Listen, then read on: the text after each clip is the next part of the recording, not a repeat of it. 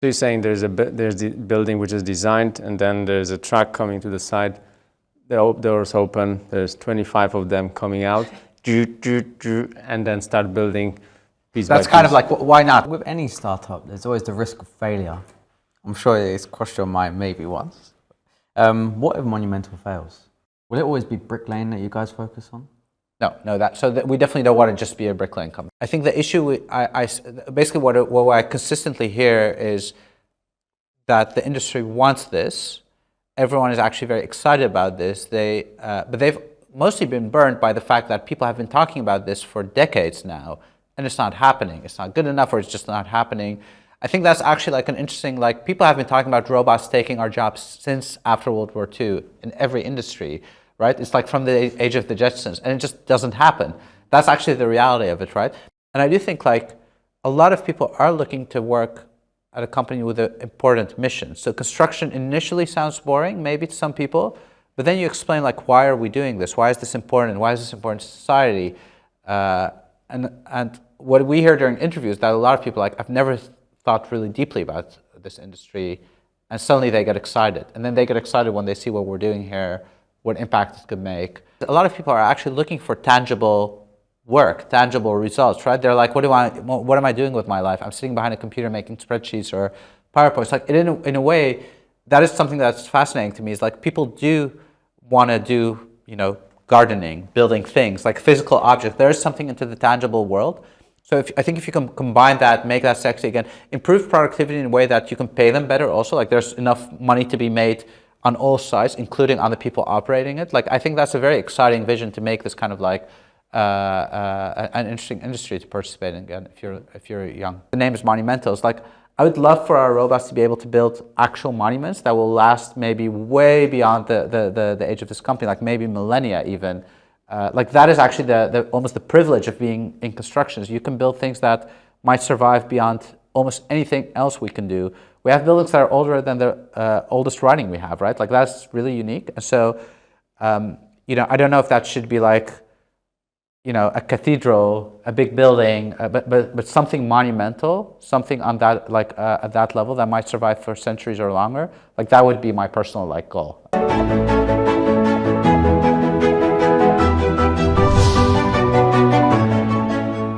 Okay, so episode 4. Destination of Monumental. So in this one, we'll talk about the future of Monumental, where we see we're going to go, and maybe some future of construction tech and labor in construction. So Salar, where do you think we'll see Monumental make the biggest impact? The biggest impact? I mean, I think our goals, my goals with the company are, I think, first, reduce the cost of construction. Make it cheaper, and actually not even make it cheaper. It's like the cost is exploding, so at least like fight that, and maybe just like get it stable, and then maybe make it more affordable to build. Do it faster. I think we're doing it like we should be able to do it much faster, and do it beautifully. So I also like be able to like get aesthetics back to construction, which is a key part of it that we sort of forgot, especially because we. I guess in the modern world, the almost like science fiction frame that I paint to people is like, why can't we just in the future have a truck show up at a construction site, you open the door, a bunch of robots come out, they run maybe in a single day, maybe that's too ambitious, maybe it's a week, but like in a short amount of time, work together, maybe with still people doing artisanal work, or maybe like some craftsmanship, like it's not even like remove all the humans out of the process at all. Build something beautiful, not just like the cheapest kind of like whatever, like a box that you can, with minimal nuisance to like the environment, the people around it, like minimal noise, minimal pollution. There's, in my view, like this doesn't require like a physics breakthrough. That's kind of like a key point. It's like, this is not like, oh, nuclear fusion, can we do this? Quantum computing, can we do this? It's like, basically, you should be able to do this. It's right hard. Now, even. Yeah, it's like hard engineering, and it's hard, like, but like there's no, what I'm describing does not require like insane breakthroughs of physics or chemistry or, yeah. So you're saying there's the building which is designed, and then there's a truck coming to the side, the doors open, there's 25 of them coming out, and then start building piece That's kind of like, why not? Like, right? That's kind of like, again, it's like it's a thought exercise. Like, why can't we live in that future, or what can we do to get to that future? Yes. So like with any startup, there's always the risk of failure. I'm sure it's crossed your mind maybe once. What if Monumental fails? What if or how? No, what if? Yeah. What if? Well, I would be quite unhappy. Let's put it that way. I mean, I'll say, yeah. What if? Like, it's I'm not even sure how to answer that. Like, I would be very, very unhappy for multiple reasons, right? But like, I do think it's like the reason I started this company is because I think what we're trying to solve or do is really important for the world. So it's even at that abstract level that I'd be sad that that vision, at least like we cannot accomplish it. If we fail because some other company did it better, I would be disappointed in myself and like the fact that I couldn't. But at least I'd be happy that we're getting to that vision.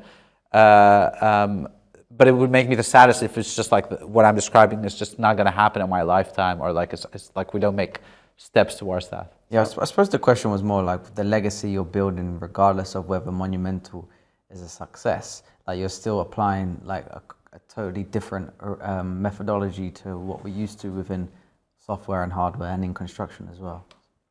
That's what I would say. Yeah. So I would take the more positive side. What if Monumental succeeds? I mean, I think that would be great for the world, honestly, right? It's like I think I don't think I need to explain this to like this audience or to you guys, but like it's still worth thinking about. Like construction is such a massive industry.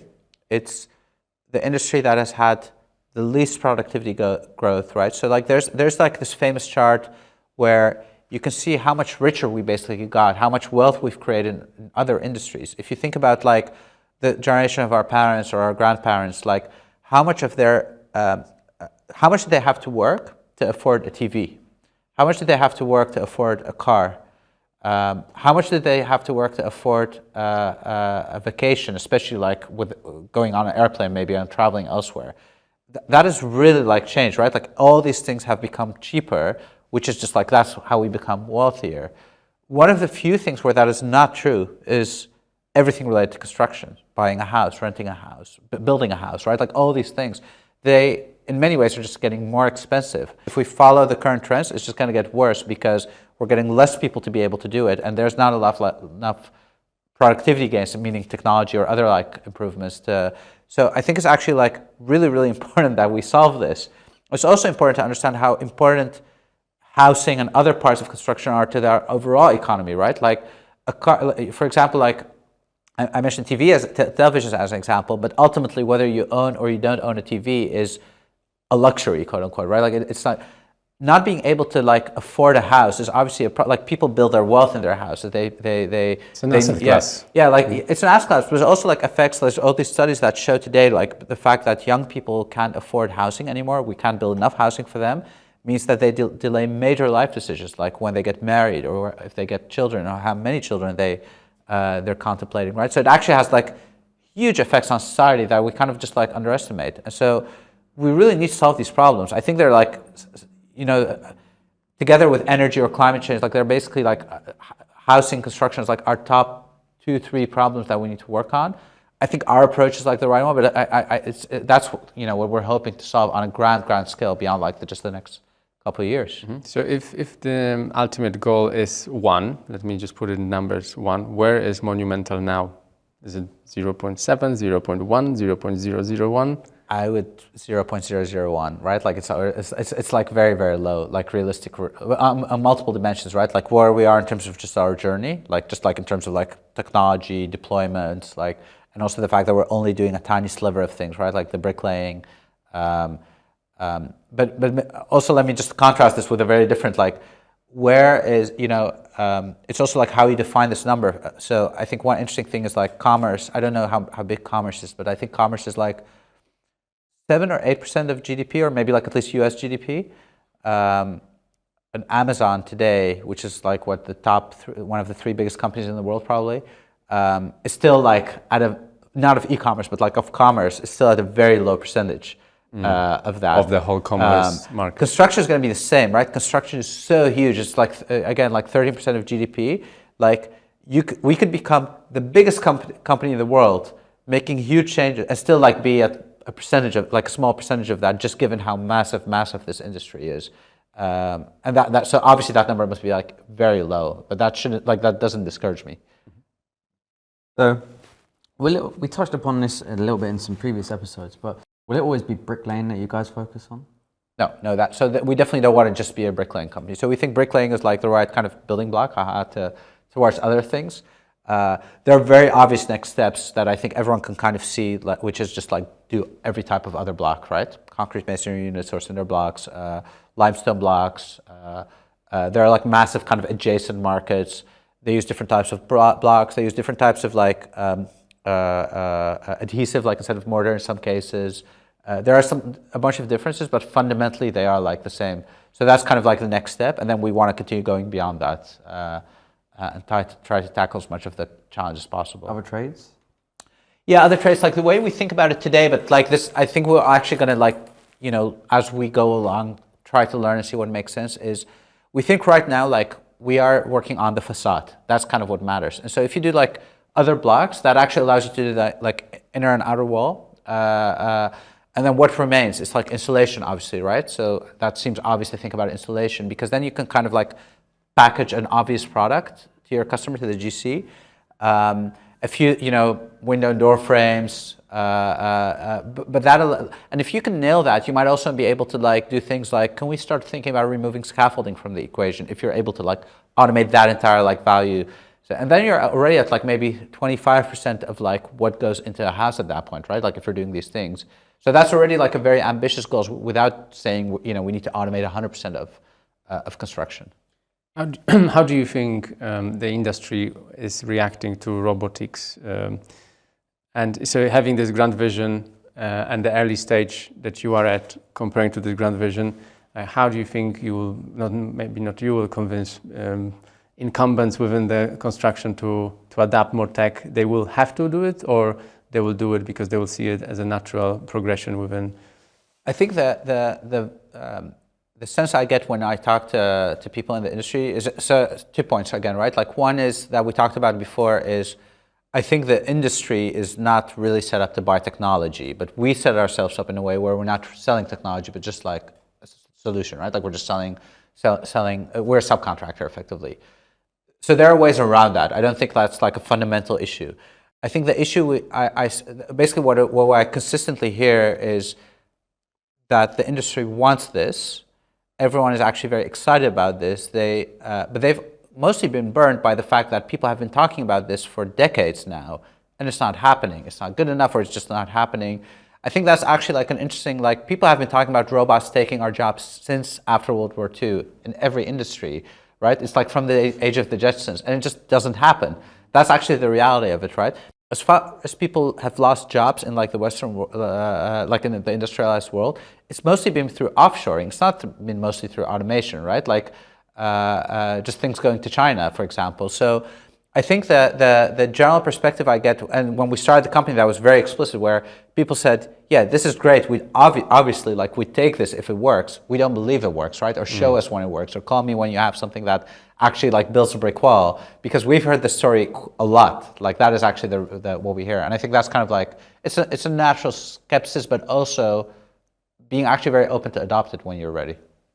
I think one of the a topic that comes up when we speak to other people in the industry, in particular VCs, is attracting roboticists to the construction industry. Like it sounds way more sexy to go and build, let's say, Spot the Dog at Boston Dynamics. So, what's your thoughts on attracting roboticists to the industry? So, the first thought I have is we actually don't try to hire roboticists as a kind of like specific strategy. Part of that is, I think, robotics as a category, there are definitely like great roboticists out there, of course, but like there's also definitely like a group that's too obsessed with technology, too obsessed with, like, almost too academic in their approach. So I don't think a fit for us. We like to look for just like slightly more vertical, maybe just like think about mechanical engineers, electrical engineers, mechatronics engineers, software engineers. That's kind of like when we hire, we're not like, and we actually never like care about robotics experience either.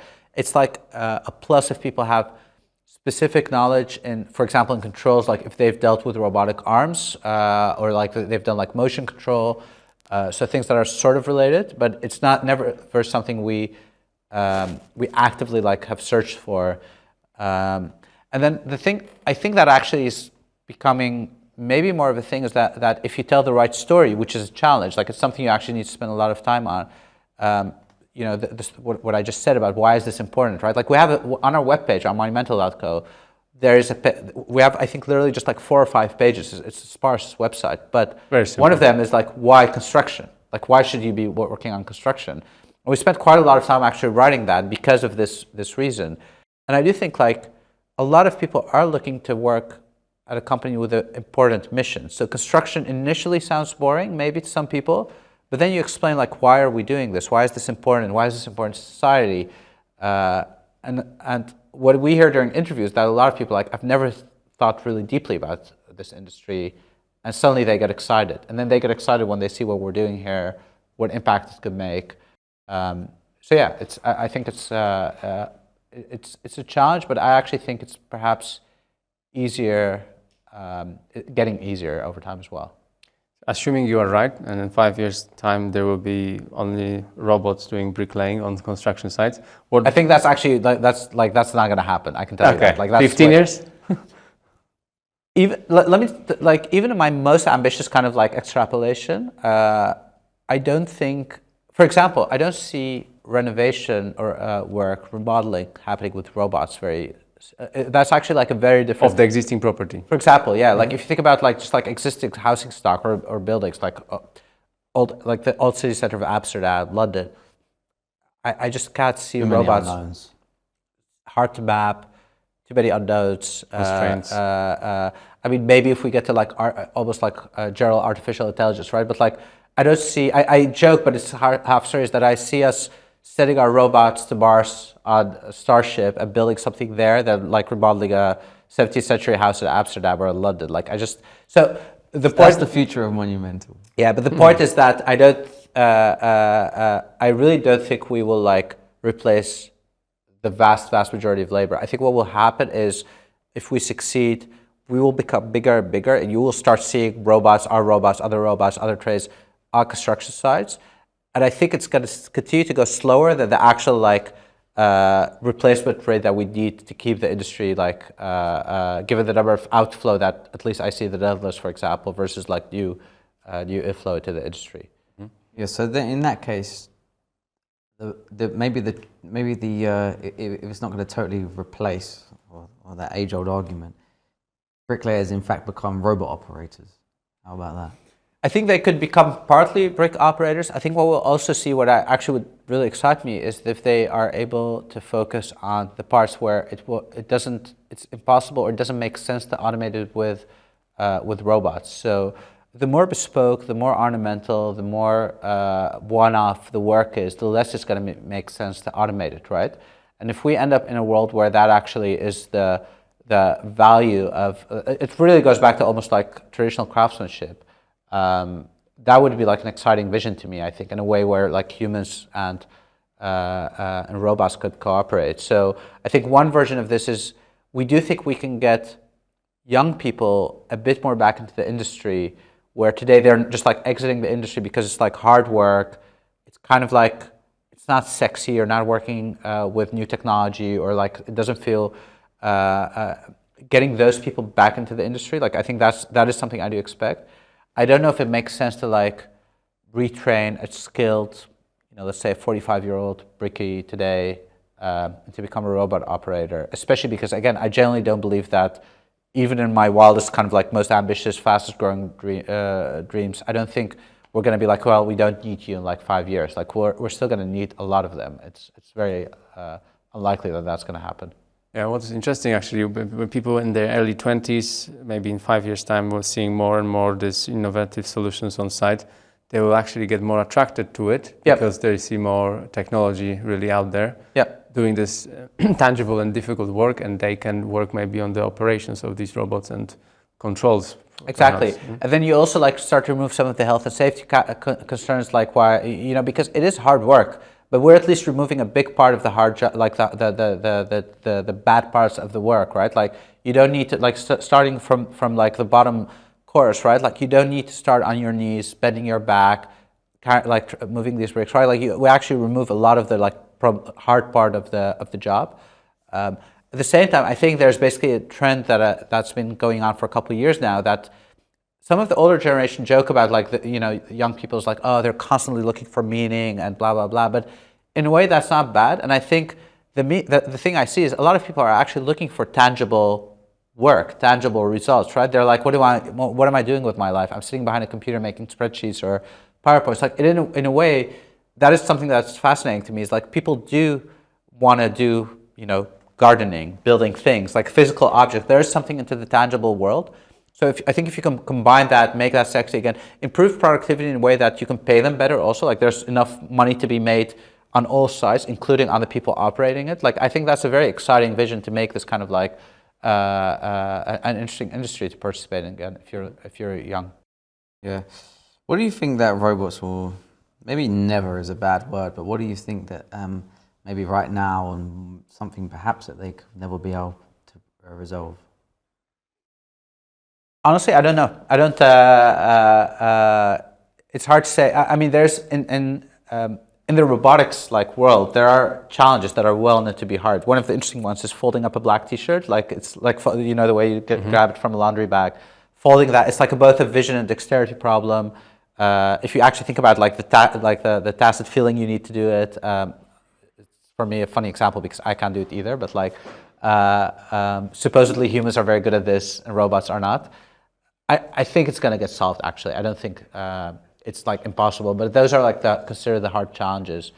I think it seems to me that there's just like a human connection element, which is not relevant to construction, but in other industries where healthcare is the obvious one, right? Or in education, where maybe you can like decompose tasks into like, these are the movements, these are the motions, but having a robot do it will not actually yield the same results, right?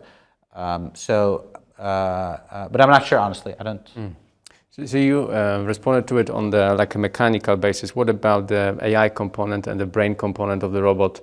Would they be able to fit themselves within the context of a task once the AI kind of matures and they will be much better, or there will be some deficiencies on this side?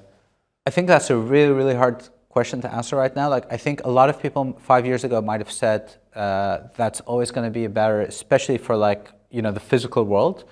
One of the most interesting things that's happening now is people are trying to do like end-to-end machine learning for robots. It's still really early. Like I wouldn't basically like we're let's call it the GPT-1 equivalent. We might never get there.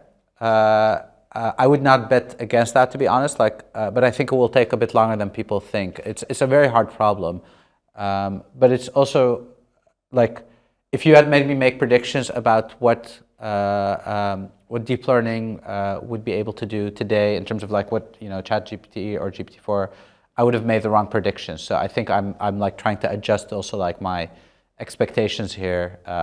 I do think it will take longer than expected. And part of the reason for that is that the data collection in robotics is much harder, right? Like you can't just like train on like the millions of like just like on web pages or like on text or on books. You might be able to train on videos like YouTube, but that's just like only one element to it. So it is a harder problem for sure. You can train a robot based on the YouTube video? Yeah, there's definitely some like research around that. So like in end-to-end learn, like the kind of the holy grail is you put a camera, you show a human doing something, and then the robot could do it, right? That's kind of like the holy grail that people are striving for. There are some small examples of this working. Of course, the question is like, how do you how much does this scale? But that is like what people are definitely trying to do. You touched on data there. Obviously, like within the startup world, there's a big emphasis on like the data that people are collecting to then be like repurposed, I guess, into a future use case or product or commercial avenue to the company. Are you guys? How do you guys tackle that? Is there something you're looking at right now, or you just solely focus on this, collecting data and then seeing what happens? Yeah, so we definitely AI is a key part of what we do, right? Like that is not, so we need data. As a simple example, we need data to localize. We do that by looking with cameras at the real world to the markers we place and other features we use.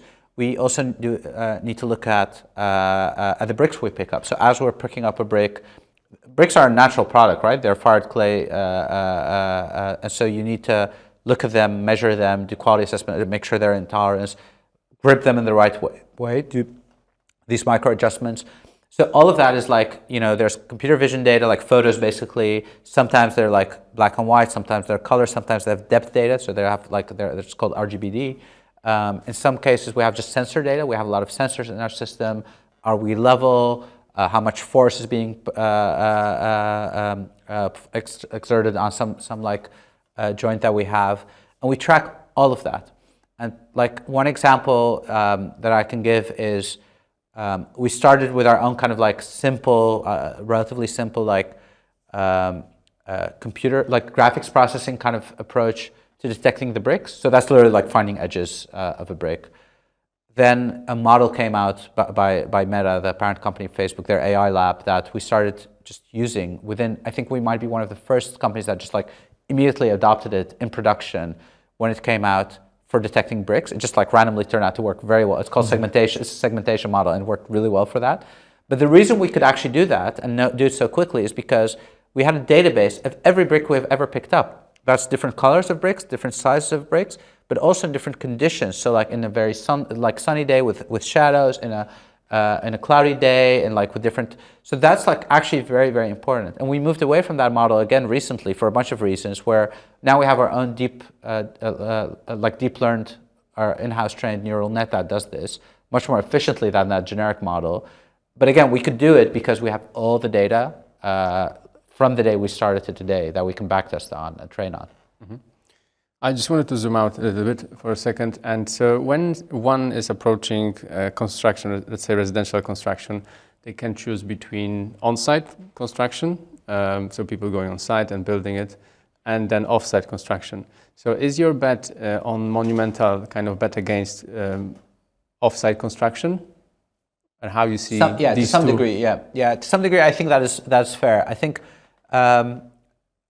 I'm not skeptical. Like I think offsite, at some level, everything gets like fabricated somewhere, right? Like I think no one expects you to build, whatever like light fixtures on site, or like window frames will likely be. We went to kind of like prefabrication of those, obviously for years now. So I'm not skeptical of like the general trend for like small components. I think the kind of like, let's do a whole house prefab or modular, and then like we'll have a crane kind of install a couple of panels together or something like that. I am quite skeptical of that claim, especially at scale. Like maybe it works for ADUs, additional dwelling units. Maybe it works for specific like verticals or geographies. But I think as a kind of like, will it be the dominant factor in construction? I don't see it. People have been trying to do this for close to a century now, definitely a lot since World War II. There's no clear like technology change or shift why it would be better now compared to, say, 2 decades ago. There are like key problems that I think just cannot be resolved around like shipping and logistics of high volume, bulky items.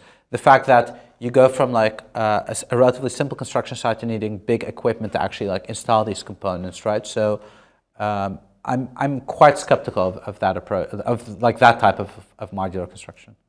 Yeah, I just have one last question, and it's a little bit like crazy. Wonky. Yeah. So if you had a robot that could build anything in the world, what would you build? So I actually have an answer to that, but like, well, it's not a very concrete answer, but like I think one of the things that I think about a lot is why can't we build beautiful cities anymore? That it's maybe a weird question, like a weird question to ask, but like somehow it feels like we just lost the art of building nice-looking cities. With that, I mean not a suburb, and I don't mean just like having like a cool skyscraper in the middle, but like why do people? One way to think about this is like people with time and money. What do they do with their time? They go to like Florence, right? They go to Amsterdam, right? Like it's just like too many tourists here. They don't go to Prague. they don't go to like Houston, Texas. I like Houston, Texas, by the way. I'm not like shitting on the city or like, but there's like a specific type of place that people want to go to, and I think that's kind of interesting. So maybe to answer like your question also is actually like the name is Monumental. It's like I would love for our robots to be able to build actual monuments that will last maybe way beyond the age of this company, like maybe millennia even. Like that is actually the almost the privilege of being in construction. Is you can build things that might survive beyond almost anything else we can do. We have buildings that are older than the oldest writing we have, right? Like that's really unique. And so, you know, I don't know if that should be like, you know, a cathedral, a big building, but something monumental, something on that like at that level that might survive for centuries or longer. Like that would be my personal like goal. Very good. Sounds good. You answered the question of why did you call it monumental? Yes, we two questions in one. Perfect. All right, so I will squeeze the last one. As we're talking about destinations, let's talk about geographies. So we are in Amsterdam, Netherlands, Holland. What are the next destinations for you in terms of like market acquisitions? I think that there are two very obvious ones, right? Like Germany and the UK. Like they're adjacent, they're great markets. They're big bricklaying markets and also like other blocks. So like we think we are already in touch with different like industry players there. So we believe like we when we're ready, we believe like at least we'll get a shot at doing pilots and scaling up from there. So those are like the very obvious next ones. We definitely want to enter the US for a bunch of like just huge market, obviously strategic reasons. Like I think there are many reasons to want to be in the US. The market for this kind of bricklaying is actually still large there. It's larger than most people think. But of course, the really big market there is to do like concrete masonry units, cinder blocks, like those kinds of things. So we definitely want to do that, not as like the first next market, but probably after Germany and the UK, and at the point where we have at least like introduced one of those products as well into our product offering. I don't actually know beyond those countries like when we'd go to other markets. I guess it's just like we have to learn from that experience, see how easy it is to go into a new market, differences in like the industry dynamics, regulation, etc. So that's kind of a bit of a wait and see approach there. Boom. All right, Salar, thank you. So that brings us to the end of episode 4. And the next one, we'll be talking with one of Salar's investors, Walter, about investing in robotics. So thank you, Salar. Thanks. Thank you.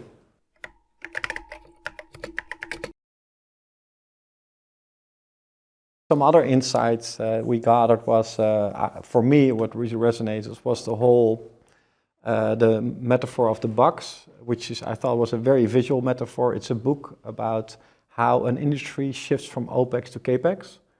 So the box is where, if you look at the fragmented world of transport and logistics, the biggest company in Holland in shipping was 3% market share. And the same is for construction. So if you look at the biggest construction company in Holland, it's 4%. Of the market share. Of the market share. That means that this industry is very OPEX driven, because if it's CAPEX, it will lead to consolidation. And we both have a fascination for architecture, is that the output of the current technologies, especially modular building, is just ugly. Ugly. Yeah, so modern buildings are not built with the detail like older buildings. No, it's just modular, it's just shit. Yeah, I was going to say, you add in the super founder and suddenly... No, for me, I mean, whatever, even if I always make a joke, whatever Salar was planning to do, I would follow. Yeah, I was going to ask you, did you go to robots or did robots come to you? The rearview mirror, why we like it so much. But if you go to robotics companies, there has been a few generations of robotics companies. I think now it's arbitrary, but I think we're number 3 or 4. This generation, I think the robot company will not manifest itself as robot company. So the client doesn't really care. Yeah, they want the outcome. If it's a robot or not, they just want to have this bricks, this wall being delivered at a certain time for a certain consistency, a certain quality, for a certain amount of money. There's 3 things what kind of what supports our thesis a little bit, but is also fueled by the insights of Monumental, is A, the founder is more a product person than a technical person. Second of all, it needs to go into a market where, and you need to organize yourself around shorter, quick iterations, not only within the company, but also testing in the market.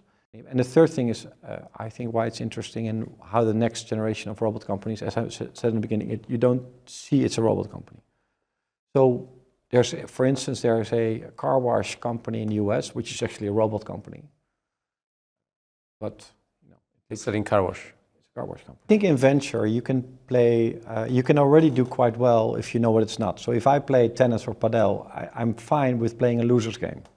I don't need to be Alcaraz to win. I think for venture that also says the same. If you know what it's not, then you already come a long way. And that's maybe I can elaborate on that, but that's something that where Hummingbird doesn't take any concessions. So if they see one like micro signal where they feel okay, it's not, they pass. Second of all, they especially Baat and Virat, they have so much pattern recognition and so much background, and they got only confidence in their own third eye that they basically, I frame it as the best founder is the opposite of the good. A good founder is MIT, Harvard, linear, great references, McKinsey, BCG, everybody loves him, and actually that's nice, but the best founders are scruffy, non-linear, have non-obvious backgrounds, not always referenceable, great. No, I think there needs to be arbitrage, you know, I think real, return comes from if you move on something where there's no common consensus yet. I think as what Salar said 2.5 years ago when he started a robotics company, everybody had this misconceptions, capital intensive, I've seen this before, do you know these 6 companies? They forwarded him videos of robot companies that they fit in this building. Look, they also failed. So I think that's there's fellow robots companies in Europe, and we won't say names, but they got some top tier investors in, and they said they didn't ask one right question. There's also an extreme, like you could be too contrarian or too independently minded, but ultimately to build a company, you actually need to get people on the same page, right? Like you need to tell a story. But what is a company? It's like you have to build a team. You have to at least convince a few people to join and work with you. And then you actually do need to sell. Like someone needs to, at least on the buying side, be convinced of this. I think maybe the mistake of, especially maybe repeat founders, is because as a repeat founder, you kind of get plugged into like the tech scene. You're usually like at that point pretty well connected to VCs.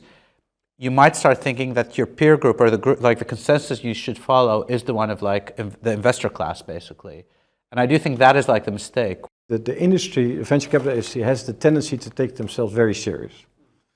And also that, want to show thought leadership, etc. But, if you see, and you see this in #humble, I found these guys 7 years ago, #humble in the basement.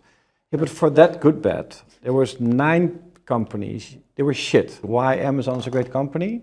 Not because of their vision, but how they are organized. Execution. Execution is the point, yeah. So I think that's, if I were an investor, I would much more look at the capital efficiency of the founder team. How much money and time did they use to get to a certain point?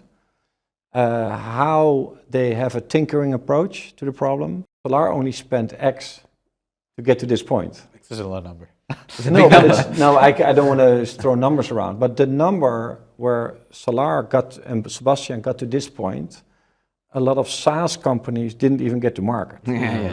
And Salar has 15 robots running around and proof of market and paying clients. So imagine if Salar could do that in that amount of time with that money, what he could do with a double or triple, 4 times that approach. And that's, I think, a lot of investors overlook. When I invested in Revolut, it was not vision or smission. It was Nikolai who shipped 10 times faster than any company in the world, and still is. And he spent 1/10 of the money.